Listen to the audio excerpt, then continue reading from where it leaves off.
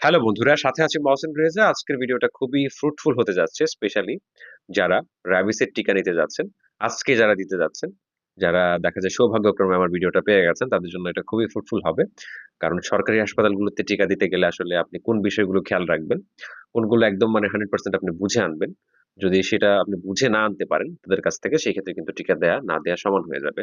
তো এখানে ২ টা বিষয়ে গুরুত্ব আরোপ করে থাকি আমি সবসময়।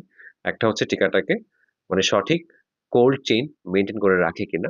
তো সরকারি হাসপাতালগুলোতে বেশিরভাগ ক্ষেত্রেই মানে কোল্ড চেইন মেইনটেইন করে রাখা হয়। মানে এটাকে ২ থেকে ৮ ডিগ্রি সেন্টিগ্রেড তাপমাত্রায় কিন্তু এটাকে রাখা হয়। এটা নিয়ে কোনো সমস্যা নেই। বাট সমস্যা যেটা হয় বা বেশিরভাগ পেশেন্ট যাদের সাথে আমি কথা বলেছি, আমি মোটামুটি ১১০০ প্লাস মানুষের সাথে কথা বলেছি। আ বা টিকা সংক্রান্ত বিষয়ে। দেন এরকম এক্সপোজার মানে দেখা যায় ডিটেক্ট করার জন্য আসলে কথা বলেছি অনেকের সাথেই। আম আ তার মধ্যে কিছু সংখ্যক কনভারসেশন আমার YouTube চ্যানেলে হচ্ছে আপলোড করা আছে। যেগুলো আপনারা শুনে হচ্ছে আমার সাথে যোগাযোগ করে থাকেন। তো এখানে মূল টপিকে ফিরে আসি।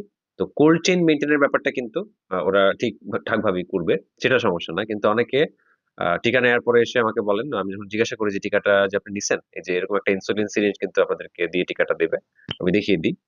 তো এই যে টিকা বা টিকাটা হচ্ছে কতটুকু নেবে? আপনি যদি ১ম বার আ মানে দেখা যায় এক্সপোজড হয়ে থাকেন, সেক্ষেত্রে এই যে ২০ ইউনিট নেবে। মানে 0.1, 0.2 0.1 ১০ ইউনিট ধরা হয়। 0.2 হলে আপনার হচ্ছে ২০ ইউনিট ধরা হবে।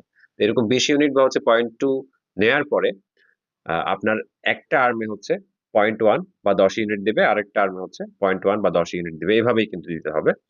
কিন্তু এখন দিবে কিভাবে? আইডিটা দিবে কিভাবে? আইডি মানে হচ্ছে ইন্টারডার্মাল মানে চামড়ার মধ্যে এটা দিতে হবে। মানে স্পেশাল প্রশিক্ষণ থাকা লাগবে তার। যদি তার এই বিষয়ে প্রশিক্ষণ না থাকে, জেনারেলি ফার্মেসি ওয়ালারা কিন্তু এটা দিতে পারবে না। তারা হচ্ছে মাংসে দিতে পারবে কিন্তু আইডিটা দিতে পারবে না। এটা কিন্তু মাথায় রাখবেন। এখানে আই বাটনে দেখেন কর্নারে আমি লাগিয়ে দিচ্ছি। এখানে আমি একটা পেশেন্টকে হচ্ছে এরকম আইডি দিছি। তো দেখেন আ আপনারা একটু দেখে নেবেন। তাহলে বুঝবেন যে আইডিটা দিলে উপরের যে চামড়াটা, সেটা কিন্তু খুব ভালোভাবে ফুলে। পেশেন্ট একটু ব্যথা পায়। অরেঞ্জ পিল আসে। WHO মতে